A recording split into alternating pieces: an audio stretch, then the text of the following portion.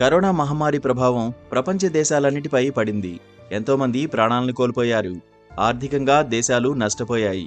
అంతేకాదు, ఇప్పటికీ కరోనా సోకిన వారి ఆరోగ్యం అంతంత మాత్రంగానే ఉంటోంది. నిత్యం ఏదో ఒక అనారోగ్య సమస్యతో బాధపడుతున్నారు. అయితే 2025 ఏడాదికి ప్రపంచ దేశాలు స్వాగతం పలికాయి. ఈ ఏడాది మరింత మంచిగా ఉండాలని అంతా కోరుకుంటున్నారు. ఈ క్రమంలోనే జ్యోతిష్యులు ఈ ఇయర్ అత్యంత భయానకంగా ఉంటుందని హింటిచ్చారు. వారలా చెప్పారో లేదో, అమెరికాలో కొత్త వైరస్ వ్యాపిస్తోంది. నోరో వైరస్ ఇప్పటికే అక్కడ భయాందోళనకు గురిచేస్తోంది. డిసెంబర్ మొదటి వారంలోనే 91 కేసులు నమోదయ్యాయని అక్కడి అధికారులు చెబుతున్నారు.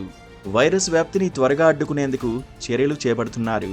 US centre for disease control and prevention data ప్రకారం నోరో వైరస్ కేసులు గణనీయంగా పెరుగుతున్నాయి. నవంబర్ మొదటి వారంలో 69 కేసులు నమోదు కాగా, డిసెంబర్ తొలి వారంలో ఈ సంఖ్య 91కి పెరిగింది.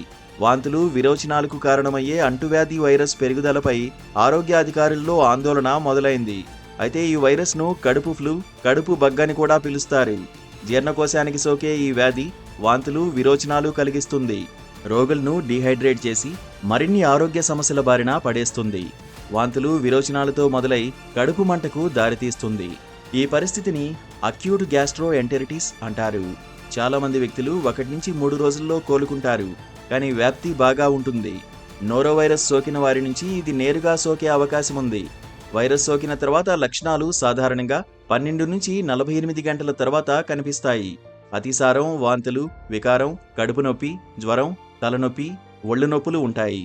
మూత్ర విసర్జన సరిగ్గా లేకపోవడం, నోరు పొడిబారడం, కళ్ళు తిరగడం, అసాధారణమైన నిద్ర, గందరగోళం లాంటి లక్షణాలు ఈ వైరస్ సోకితే ఉంటాయి. నోరో వైరస్ సోకిన 2 రోజుల పాటు తీవ్రత అధికంగా ఉంటుంది. తర్వాత తగ్గుముఖం పడుతుందని వైద్య నిపుణులు అంటున్నారు. నోరో వైరస్ ప్రధానంగా జీర్ణకోశాన్ని ప్రభావితం చేస్తుంది.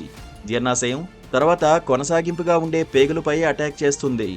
అనారోగ్యంతో ఉన్నవారు, పిల్లలు, వృద్ధుల్లో ఈ కేసులు ఎక్కువగా కనిపిస్తాయి. నోరో వైరస్ అంటువ్యాధి కాబట్టి ఈ వైరస్ వ్యాప్తికి పరిశుభ్రంగా ఉండడమే పెద్ద చికిత్స అంటున్నారు వైద్య నిపుణులు. ఆహారం తీసుకునే ముందు చేతులు శుభ్రంగా సబ్బు, నీటితో కడుక్కోవాలి. టాయిలెట్ యూజ్ చేసిన తర్వాత కూడా సబ్బుతో కాళ్ళు, చేతులు శుభ్రం చేసుకోవాలి. కాచి చల్లార్చిన నీటినే తాగడానికి వినియోగించాలి.